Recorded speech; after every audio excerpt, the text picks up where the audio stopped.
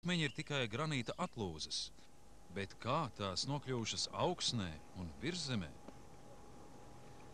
Izrādās, ka uz ziemeļiem no Latvijas biezais granīta slānis arvien vairāk tuvojas zemes virsmai, bet Skandināvijas valstīs, Zviedrijā un Somijā tas jau ir pilnīgi izlīdz zemes virspusē un veido granīta klintis. Savukārt pirms daudziem tūkstošiem gadu no ziemeļiem pāri tagadējai Latvijas teritorijai slīdēja milzīgi ledus plāķi. Tagad to sauc par šļūdoni. Šie ledus bluķi ziemeļu zemēs lauza granīta klintis, un šo klinšu atlūzas kopā ar ledu nonāca arī pie mums. Tad klimats palika siltāks, ledus pamazām izkusa, bet akmeņi palika Latvijā. Lielākos laukakmeņus sauc par dižakmeņiem. Re, baltās smiltis, kā tās te radās? Smiltis ir radušās sadrūpot mūsu pašu Latvijas granītam. Sākumā granīta virspusē parādījās sīkas plaisiņas. Tajās iekļuva ūdens, kurš ziemās sasalstot izpletās. Plaisiņas kļuva arvien dziļākas, līdz granīts sāka plaisāt un sairt mazākos gabalos, kurus tagad sauc par zvirgzdiem. Tikai tas notika tik sen un tik ilgā laika posmā, ka bail pat iedomāties.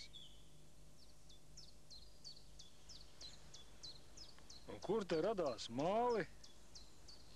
Arī no tā paša granīta. Redzi, ja paskatās tuvāk, var redzēt, ka granīts sastāv no pelēcīgiem kvarca graudiņiem un laukšpata graudiem. Granītam sadrūpot no kvarca graudiņiem veidojas smiltis, bet no laukšpata māli. Arī smiltis un māli ir ieži. Granītā vēl ir arī vizla, kur saulē spīd kā sudrabs.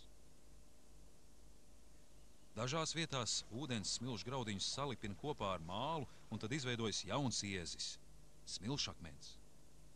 Upes un strauti tajā izveido alas. Lielākā smilšakmens ala Latvijā ir Gūtmaņa ala. Tikai kas tie par cilvēkiem, kuri saskrāpē alas sienas? Gūtmaņa ala sākus veidoties pirms 10 000 gadu, un tas tiešām ir cienījams vecums.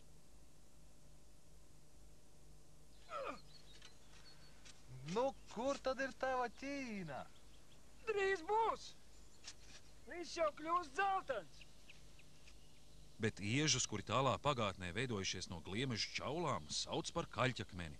Tos iegūst arī Latvijā un izmanto cementu ražošanā.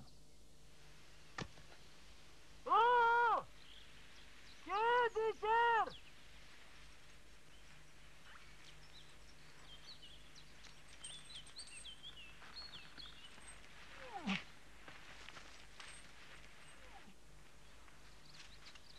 Padod binokli! Tur vēl kāds ir! Jāvelk!